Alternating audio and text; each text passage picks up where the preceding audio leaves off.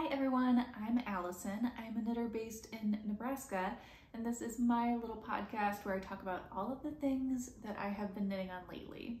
I have a little bit of a different setup today. I am on the couch instead of sitting in front of the couch because if you haven't watched any of my previous episodes, you wouldn't know that me and my husband kind of recently moved into this house. It's been about 6 months now, but we have been doing quite a lot of pulling this house back together and like buying furniture and painting and putting up shelves and stuff.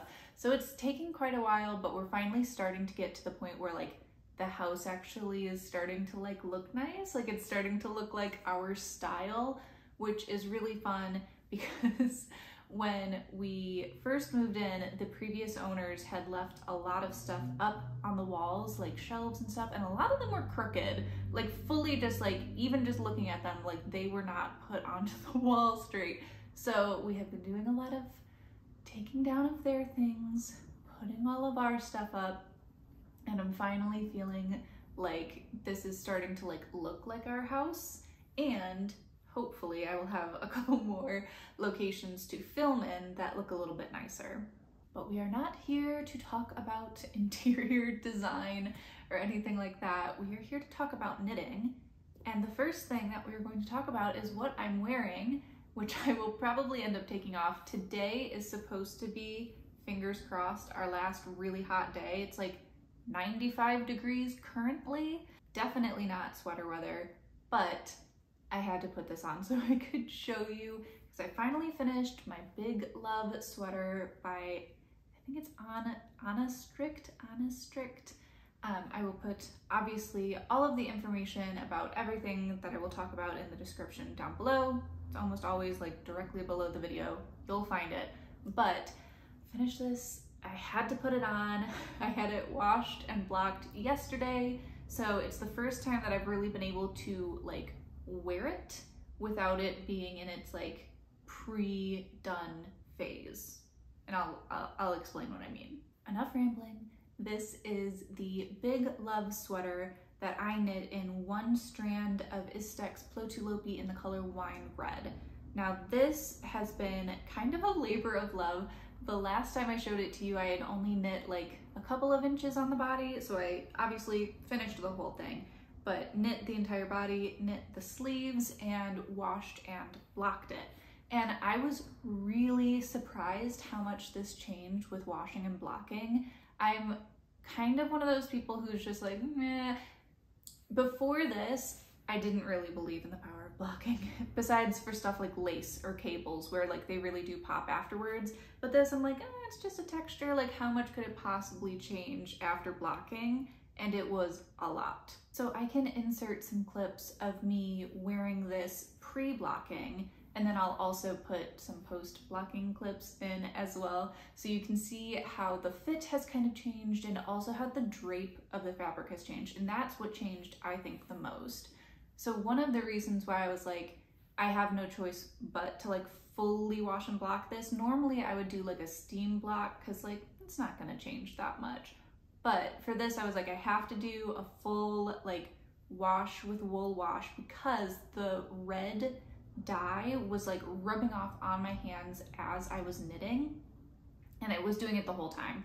So I knew that I didn't want like it to rub off on my clothes as I'm wearing it. So I was like, okay, you'll do the whole wash, you'll put some vinegar in the wash. Hopefully that will take care of the bleeding problem.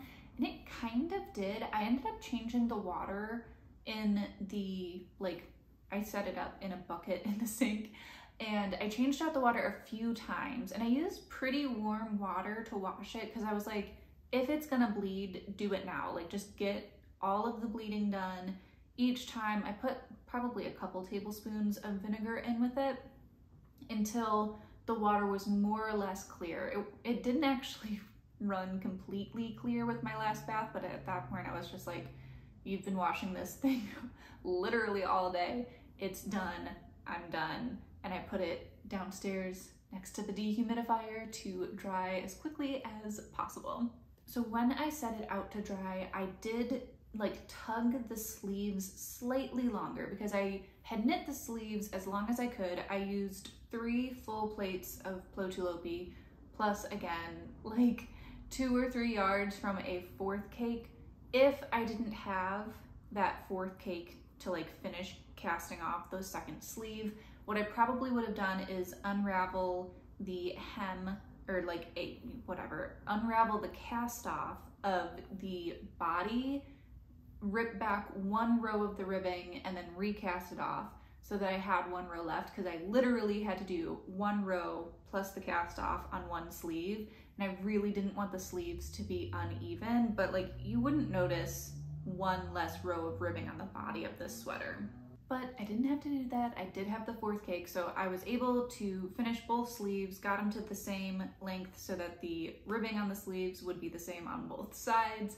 And then as I had like tried it on, it's not like the sleeves were too short, like they were fine, but I also kind of felt like the sleeves on this needed to be a little bit long, like a little bit longer than normal. So these fully come down to like my knuckles. Normally I would knit a sweater, I prefer generally a shorter sleeve, like a bracelet length sleeve I think is kind of ideal, but with this sweater in particular, I knew I didn't want to do a bracelet length sleeve just because it just didn't feel right. Like this really feels like a cozy wrap up sweater, something that you want to have like full long sleeves in. And if you fold like the ribbing is quite long. If you fold it in half and then fold it up again, then it's bracelet length.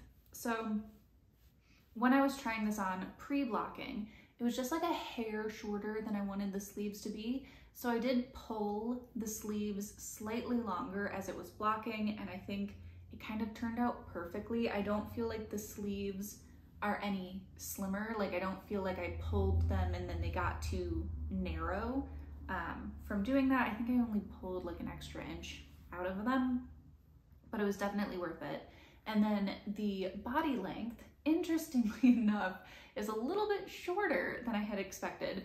So as I put this in the bath, I mean, and it was in the water for probably like 3 or 4 hours before I took it out to dry, it definitely relaxed the fibers in like a really significant way. So if you haven't knit with Plutolopi before, it's like a lot of different unspun yarns, but the way that they process it, it must really compact the fibers down a lot more. I also have some Knitatude yarn that is nowhere near as like compact as Plutolopi is. Plutolopi is like very compact, like the fibers are quite tight together, whereas like Knitatude, it's like very lofty, very airy. There's like tons of space in between the fibers, which means like Plutolopi, I didn't find that it breaks really easily, except for when I got it like stuck in the couch, but it does make the fabric itself feel a little bit tighter as you're knitting it. So as I put it in the wash and then laid it out to dry, once it was dried, I was so surprised at how like, it's not like flexible, but just like more draped. Like the fabric feels much easier than it did pre-blocking. It definitely felt much more stiff before like doing the full bath on it. I'm just really proud of this sweater. Like I know it's kind of cheesy or corny, but I think it's definitely the most complicated thing that I've knit so far, specifically and mostly like the neckline of it. The arm, or like the body and the sleeves, are pretty regular. You're just kind of paying attention to when the like pattern, the like stitch pattern changes, which is every couple of rows. But the neckline was super complicated within reason, right? You're basically like casting on like 2 different strips, and then you're doing all these kinds of different short rows, and you're picking up stitches here, picking up stitches there. You really have to like trust that the pattern is correct, even when it looks really crazy, before it turns into all of a sudden like a completely normal looking shawl collared sweater. But I'm so excited to wear this for fall. I think this is just like the coziest thing that I have ever knit. And I think it's honestly, like, I would buy this. Like, I would fully buy this in a store, not for like the value of the amount that I spent on the yarn and the value of my time that I've put into it. Like, I wouldn't pay that much for it. But if I saw this in the store, I would be like, ooh, like, that's cute. I would wear that. And I made it. So it just feels really good to have, like, it feels like an accomplishment. Like, I have checked off a more complicated knit from my repertoire. I'm glad that I went with Plutolopi for this pattern. It's actually written to use, I think, Knitatude, which is more or less Plutolopi held double. So it would have been quite a lot heavier, like literally physically heavier.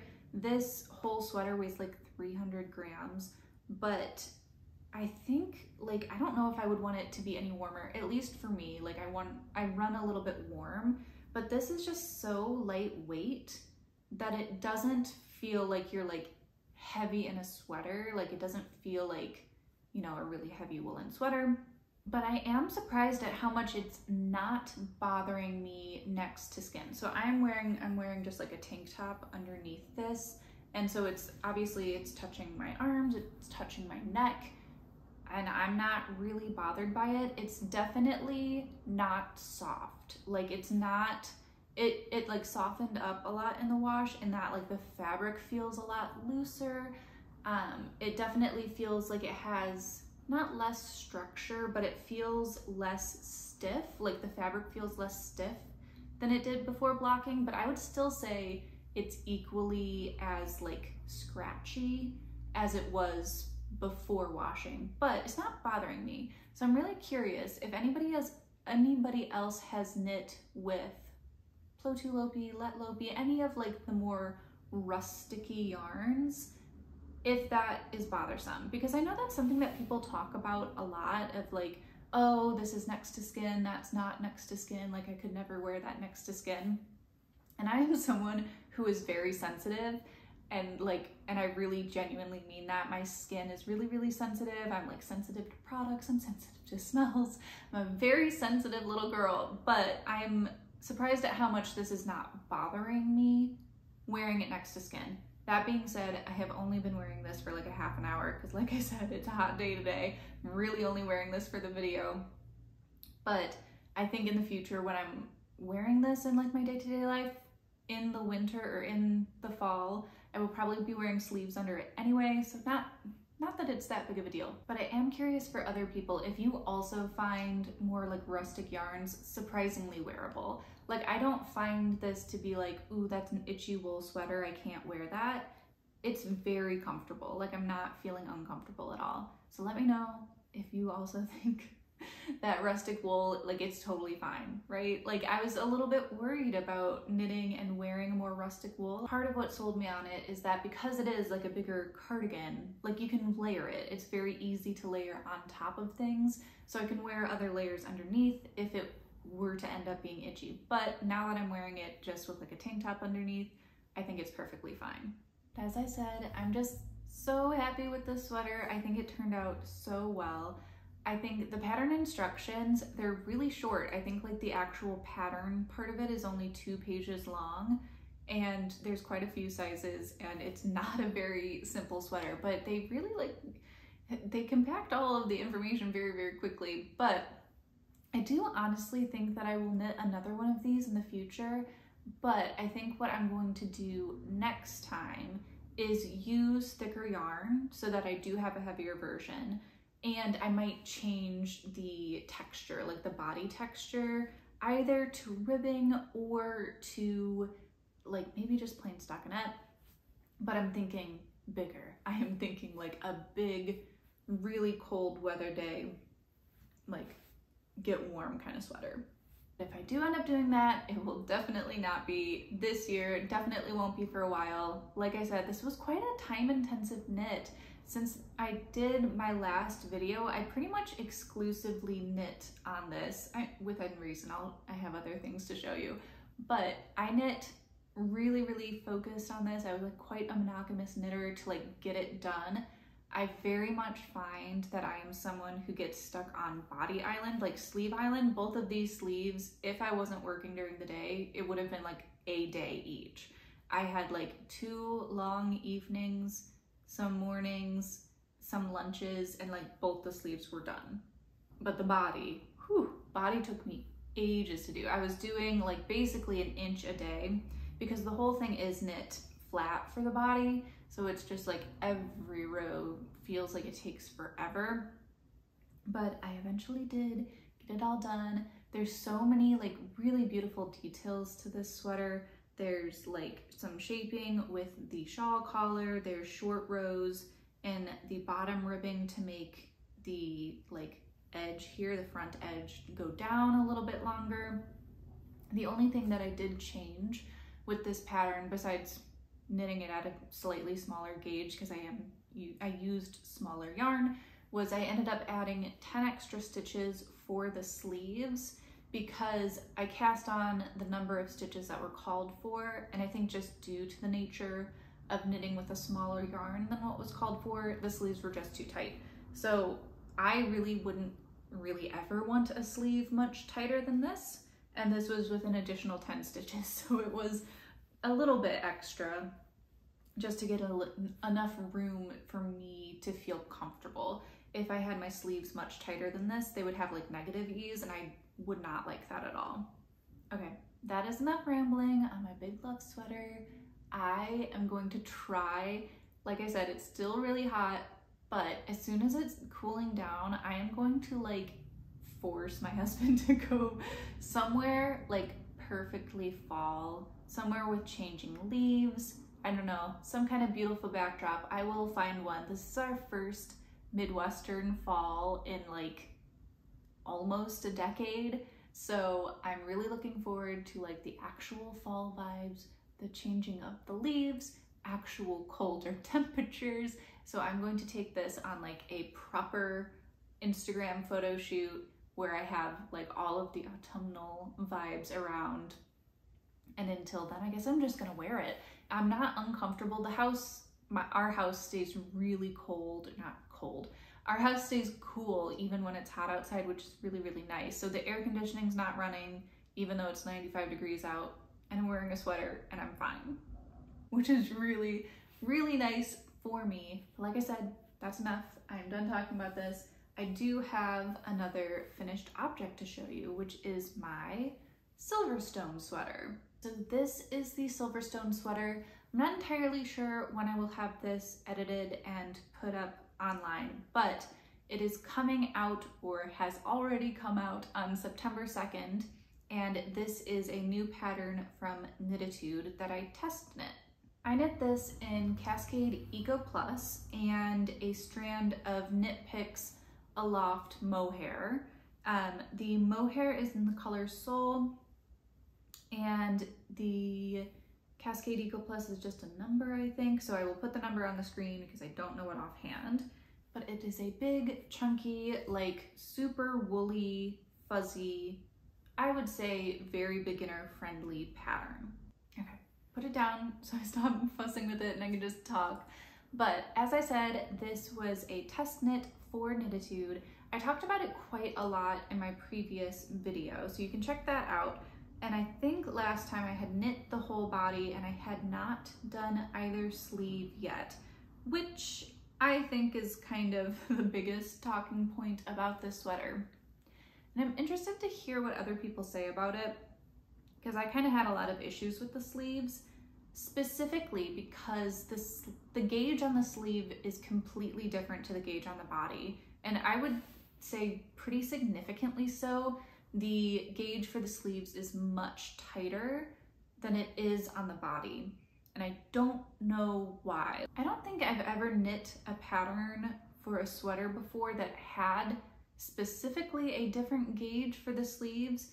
Usually what I've seen is that people might instruct you to change your needles for the sleeves because a lot of us tighten up on smaller circumferences, so they tell you to use a next size up needle so that you maintain the same gauge as you do on the body. This instead instructs you to use the exact same needles throughout, and to even from there like tighten up your gauge on the sleeves quite a bit.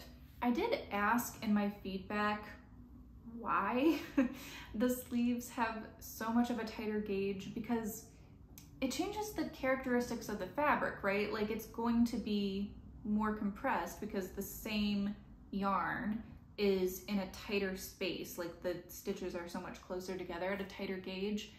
As of filming this, I haven't heard back about my like asking about why does the sleeve gauge change, so I will update this, I guess, if I get any information on that. But the way that the sleeves were written, we're going to end up with the sleeves being super, super long, especially since I did not get row gauge on my sleeves. I was not able to like tighten up my knitting that much. So I did like all of the decreases besides the last decrease. And there was supposed to be even more like plain knitting before doing the ribbing. And my sleeves fit fine. So I cut off like quite a bit of the pattern for the sleeves just to get them to fit me correctly. But if you are able to get the row gauge on the sleeves, the pattern should work out fine. But I do know that that was something that some of the testers also had an issue with, of trying to meet the gauge on the sleeve with it being so different from the body. And I also wanted to say, I did not knit this with the yarn called for. It's a Lion Brand yarn. I think it's, I don't know what, I don't know what the name of the Lion Brand yarn is, but I would probably avoid it if you want to knit this sweater, because a lot of people had a lot of issues with the yarn, like so much so that they're like contacting the company because the yarn was literally like falling apart as they were using it. From what I understand, it's like, it's either a blown yarn where it's like a nylon tube that fiber's blown into, or it's like a woven tube, like an I-cord yarn. I'm not 100% sure because I haven't used it or touched it myself, but a lot of people are having issues when they were weaving in ends, that if you cut the end too short, the structure of the yarn just kind of starts falling apart. So if you're going to use the yarn called for, make sure that you give yourself a really long tail to weave in your yarn with, and to be careful when picking up stitches, because it's so fuzzy, it's really difficult to see what stitches you were using. A lot of people marked like with stitch markers where they were going to be picking up stitches to make that easier, and just to be wary of trying not to split the yarn, because that can cause it to like separate and basically fall apart. The sweater is so bright, it's very fun. I think if I were to knit this again in the future, there's two different ways that I can see this going. If I were to knit it again in the future, I think I would either want to make it kind of more like a sweatshirty vibe, so go a little bit oversized. This pattern calls for pretty neutral ease. I think it's 0 to +2 inches.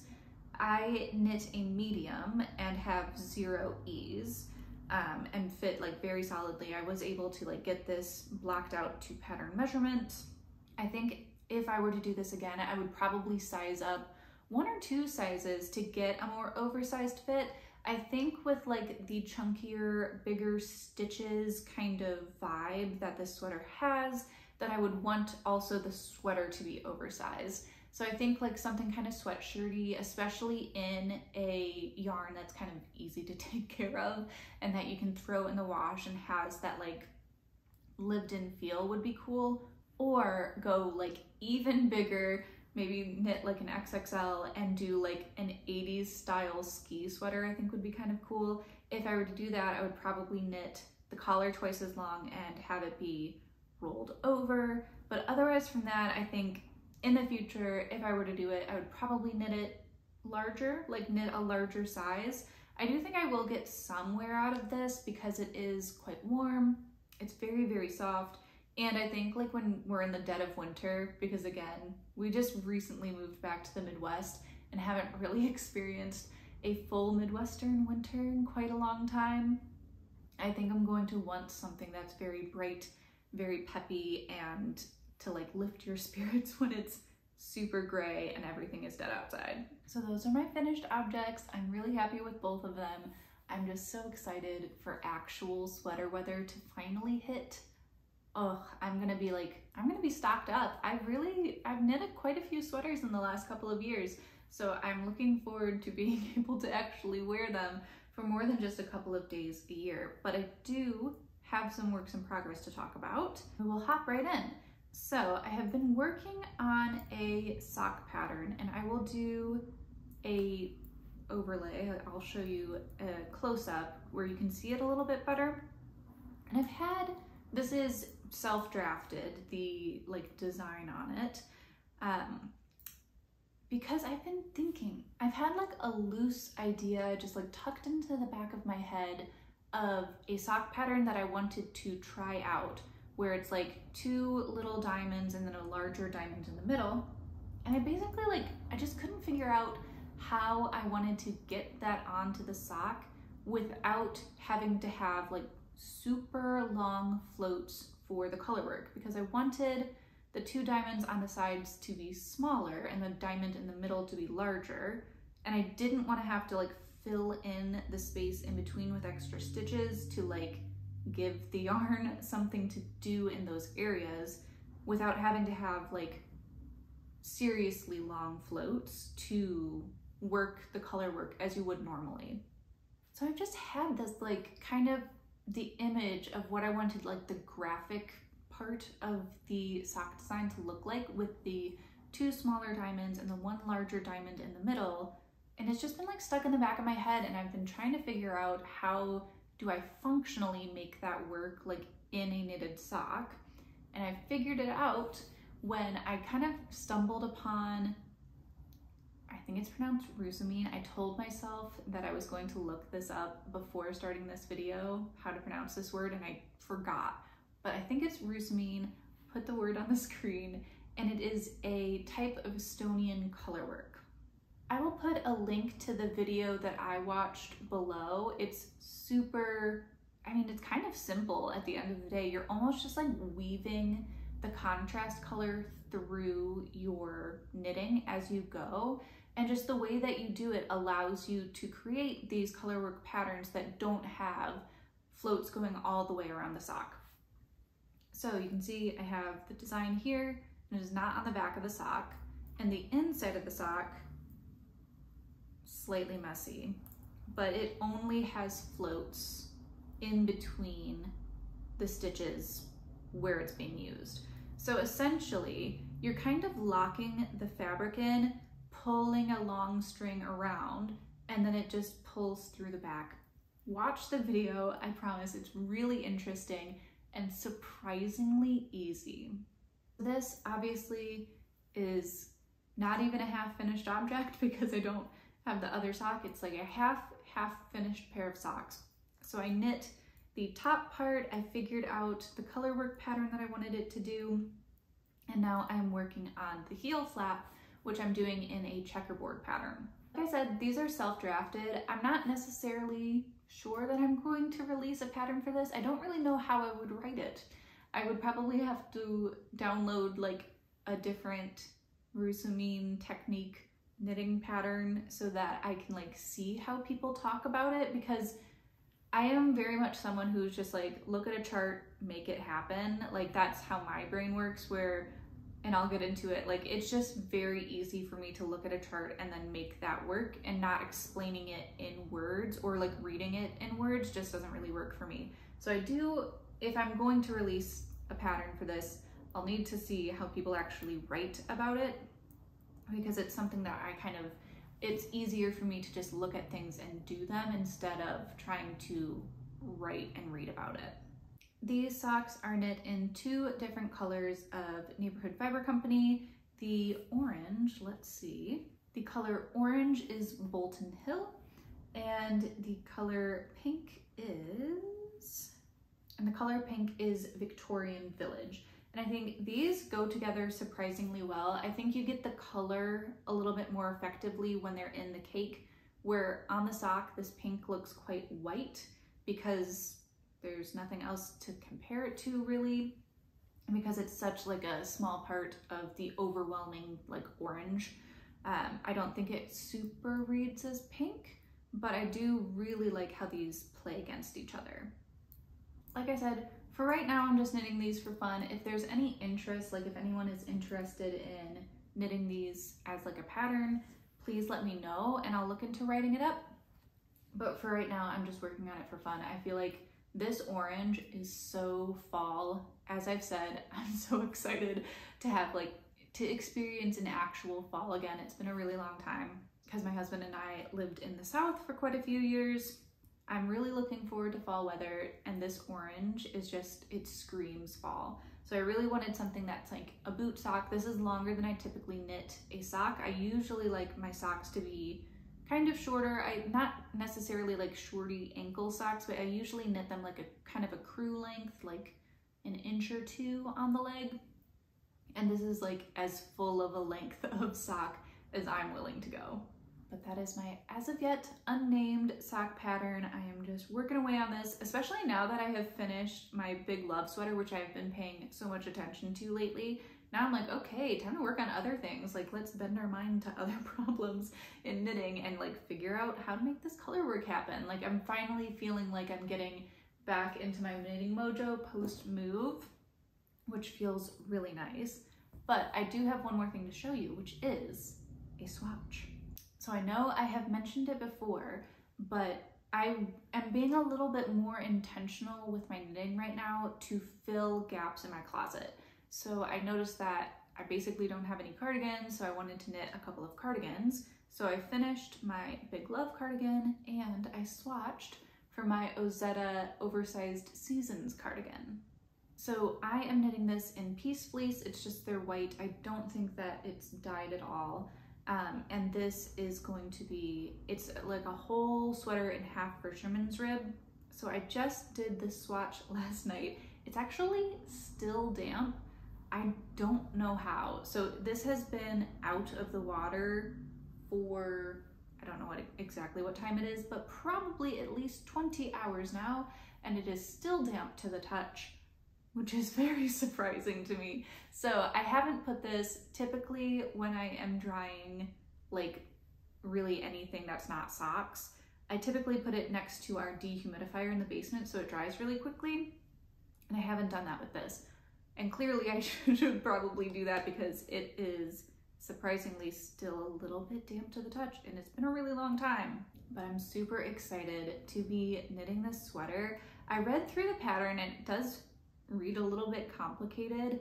I think what I might end up doing is what I've seen other people say on Ravelry and kind of chart out for myself the raglan increases as well as neckline increases, because I think you're doing them at different rates. Obviously haven't really gotten into it yet, but as I was reading through the pattern and marking out like my size, I highlight the numbers for what size I was going to knit, and I definitely think that like this cardigan, it's going to be like a trust the process, just read through the pattern, do it one step at a time, and it'll all work out. Part of the reason why I swatched this is because I finished this sweater, I got it all set up to block, and I have 2 prospective projects to work on. I'm knitting for my dad for his birthday, which is right around Christmas, so it's a Christmas and birthday present. I'm knitting him a vest, and I'm also going to do the same thing for my husband, who I'm knitting a sweater. So those are like 2 like important-ish projects. Like they're 2 things that have a deadline, right? Whereas like things that I'm knitting for myself don't necessarily have a deadline. And I've ordered the yarn for that and it hasn't come in yet. So I was like, well, what am I gonna do? And I have this yarn, so I decided to swatch it so I can at least get started, figure out what size I'm going to do, and then move on from there. And we'll see when I get their yarn in how long those projects are going to end up taking me. So part of the reason why I was like, well, I can't really choose my size until I swatch is because I'm like perfectly in between the medium and the large for this. So I think it goes up to like a 60-inch bust, but the size gaps between the sizes are pretty big. So I think I'll double check the pattern, but I think it's like a 4-inch gap between, and I'm like 2 inches bigger than the medium size and 2 inches smaller than the large. So I was like, okay, I will knit the swatch. If the swatch turns out like a little bit small, then I'll just knit the large. And if the swatch turns out a little bit big, I will knit the medium. And for the first time maybe ever, I have knit a swatch and it is perfectly on gauge, which never happens. I really have to stress that. I don't think that's ever happened before, and it normally doesn't really bother me because I will just like figure out which size that I need to knit based on my swatch. But now I don't know which size I should knit. I think what I'll probably do is knit the medium because it is knit in half fisherman's rib, which is quite stretchy and quite like a plump fabric. I think it'll work out fine. It just won't have quite as much positive ease as the pattern calls for, but I think that it's going to be super wearable. It's definitely going to be still like oversized, just not as oversized. This was my first time knitting half fisherman's rib, and I didn't like work it up in my head to be that complicated. Like I knew it wasn't going to be as like thought intensive as brioche is or something like that. But I in the back of my head, I was like, half fisherman's rib, like, I don't know, we'll try that some other time. It's really easy, especially if you're knitting it flat, because you're doing a lot more knits than purls, because the back side of the fabric, you knit the whole back side, and then the front side of the fabric, you're knit purl, except for when you knit, you're just knitting also the stitch below it so that it pulls it up and you have that like slip stitch looking detail. This is my first time working with piece fleece, and it is so nice. Like it feels in your hands so plump and lovely. Like it just feels really good. It also feels like there's some vegetation in there. It is not a super highly processed yarn, which I do like I like a kind of rustic yarn, I guess.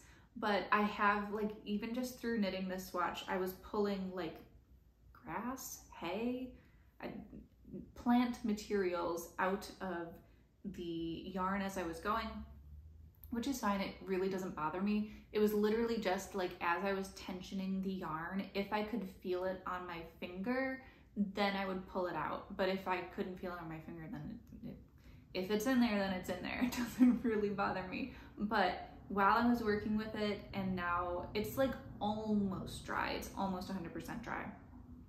The feeling of this yarn is so nice. I'm really excited to have a cardigan in this, and I definitely think that piece fleece is something that I will be returning to because it's such a lovely yarn. So I have just barely gotten started on this. If you have ever knit this sweater before, I actually took a cue from the Big Love cardigan, which calls for, I think it's called Judy's Magic Cast On instead of a provisional cast on. This pattern, the Oversized Seasons cardigan, calls for a provisional cast on or just like a regular cast on and then you pick up the stitches. But I did the Judy's Magic Cast On instead, which is super quick, super easy, and it looks really nice. So I think honestly it's better than doing a provisional cast on if you can ever use it. It's the same cast on that a lot of people use for like a toe up sock, and it's super easy, just the way that you wind the yarn around 2 different needles and then you just go. Like it's just the easiest cast on, especially for one that can kind of be complicated if you do it in a different way. And again, I'll link the video tutorial that I've watched when I've done this before, but essentially you're just wrapping the yarn in between the 2 needles to create your provisional cast on. So you can knit up, you can knit down, and you just go. But like I said, I'm really excited to have this cardigan. I think it's going to be really soft, really plush. Like this yarn is just lovely. The one thing that is annoying me, and I'm like seeing it here, there's quite a few knots in the yarn, which I don't love. I know like inevitably yarn is going to need to be like joined somehow to create like cakes, like to create hanks or skeins of yarn, but like I already had one knot just in the swatch that I knit, and I can literally see one sticking out here, which means there's at least 2 in just this one skein, and they're just like pretty roughly knotted. I don't love that because then I have to like undo it and do it how I want it to be so that it's seamless.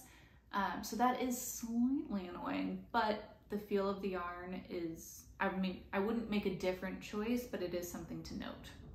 But that is all of the like yarny goodness that I have in front of me to show you, but I can tell you a little bit about future projects. So obviously I'm going to be working on my oversized seasons cardigan for myself, and then for my husband and also for me, I'm going to be knitting a, I think it's Leela Now sweater. I will put again the name of it on the screen, but it's a really quite a simple oversized, I think it's called lice stitch when there's like a bunch of space in between the colorwork stitches, but it's quite a simple sweater. I was talking to my husband because I basically told him, like, you can get one sweater a year. Like that's probably what you're gonna get, because I really enjoy knitting for myself and I don't care that I'm like a selfish knitter.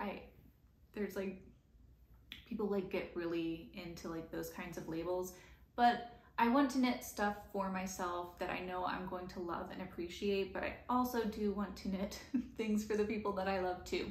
So I told him, like, let's pick a sweater together that I can knit for you for your birthday, which is very close to Christmas. And this is the sweater that he picked. The pattern comes in a ton of sizes. It's pretty unisex. There's men's and women's. There's not like different versions for them in the pattern. So I think what I'll probably have to do is knit the body and arms longer, but I would do that anyway. So I will just knit them to a length that will fit him. And they have like adult sizes, and I think down to like fully like little baby sizes. So there's tons of sizes to this pattern. I think it'll be a pretty quick knit because it is knit, I think, with worsted weight yarn. I'm going to be knitting it with Cascade 220, which, like I said, I haven't received quite yet. So I will be knitting that for my husband, and then I'm also going to knit one for myself because I am a little bit of a nerd and I do like to match. So I did the same thing last year. I knit my husband a zipper sweater by Petite Knit, and then I also knit myself a zipper sweater by Petite Knit. You can see a video about that on my channel.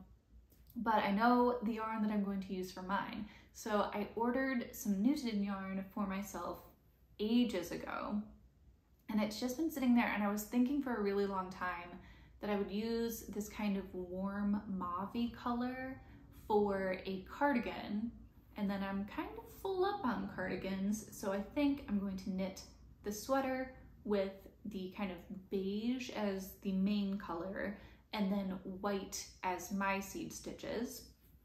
And then for my husband, he requested it in like a dark kind of navy blue with a medium lightish gray for the seed stitches. It looks like a very wearable pattern, so I'm excited to knit one of those for my husband and another one for myself. So for my dad's almost Christmas birthday, I'm going to be knitting him the office vest. So I will put a picture of what that will look like here, but he requested a kind of simple vest. He wanted just like a little bit of some kind of texture to it and something that would be of a weight that he could like wear to the office, but not like a heavy outerwear kind of vest, kind of like a medium weight, not too thin, not too thick. So I think this is going to be a really nice medium for what he's looking for and for something that I can accomplish within the time between now and Christmas. Because like I said, I like to knit for myself, and I'm going to be trying to get both of my husband's sweaters and my dad's vest done, you know, far enough before Christmas that I can have them try it on by like Thanksgiving to make sure that they're gonna actually fit. So I was looking for a vest pattern for my dad, and my mom was also looking with him from their house, you know, whatever. We're doing this separately, and we're looking for like vest patterns that have like a little bit of texture and that are going to be in that like medium weight that we were looking for. And I had chosen a completely different vest first that was a free pattern, and like we all decided, we're like, yep, that's the one. And then I started looking through the projects on Ravelry, and a lot of people were complaining that the numbers didn't match up and that the chart symbols were literally backwards. Like, I don't know if it's a different, like, from different parts of the world, and you know, there's some standardization in like knitting patterns, but I feel like most cables have a pretty uniform way that's like, this is what this type of cable looks like. And apparently in that other pattern, the cables were literally backwards to what you would normally see. And it was also knit in basically like a tube where you steek the openings for the sleeves and you steek the neck as well. And I was like, you know what? This just sounds like a hassle to try to get the numbers correct, try to get the chart like worked out in my brain, and also adding steeking to it. So I was like, that's it. Like, we're not gonna do that pattern. We'll do a different pattern instead where I don't have to mess with all of these things, because I really didn't want to have to like rewrite that pattern to make it work. So we chose the office vest, and then I ended up rewriting the pattern anyway, because it's knit, or the pattern is written to be knit flat, but it's pretty simple. And I was like, I can just knit that in the round and I'll just figure it out as I go. But as I was like getting into the pattern, I was like, oh no, like this is a little more complicated than I expected. But I did end up working it out. It just took me a little bit of time I ended up rewriting the pattern just for my dad's size and how I was going to change it to make it knit in the round. And that pattern, which I could have checked, I just didn't read through like the Ravelry page that closely. Usually they'll say if it's charted or not charted, but the pattern that I bought didn't have a chart for the cables.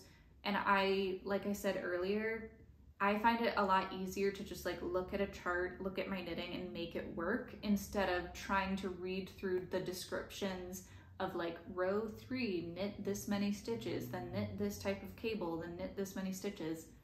That's overly cumbersome to me, and I don't want to read it. I just want to look down, look at the chart, see what I'm supposed to do, and go. Yeah, I basically rewrote the entire pattern, and I made myself a chart so that I could do it more easily, and I have it printed out. So when I get the yarn, I will be able to just zip right into it because I'm very familiar with the pattern already. I'm gonna blow out this candle. It's like really going for it here. Oh boy.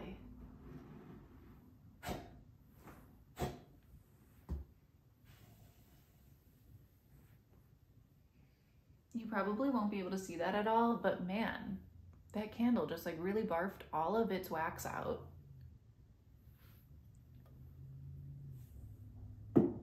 I was going to say that that was it, but I actually do have one more thing to show you. It's kind of a yarn-y acquisition. Just hold on. So I think I mentioned in my last video that I have been ordering buttons on eBay. And I basically accidentally got 2 different vintage button sets. One of them came in this cool old box. So this is like an old Crayola crayon box.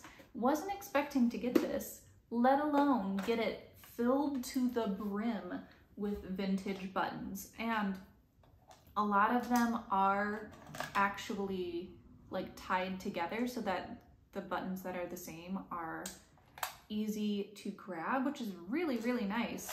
But I just thought this was so cool. I'll probably do some like close-up shots so you can see more of the buttons. But man, I am just like stocked up on vintage buttons for life now.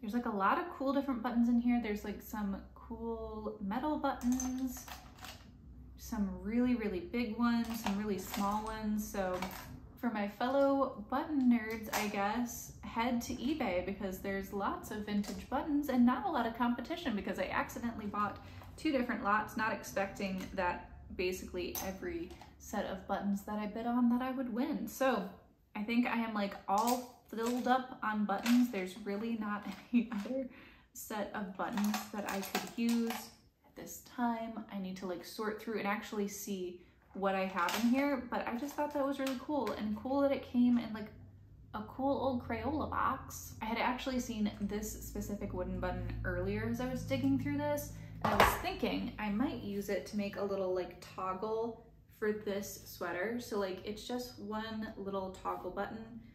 Put that like there, knit a tiny little I-cord and put something like that. I don't know.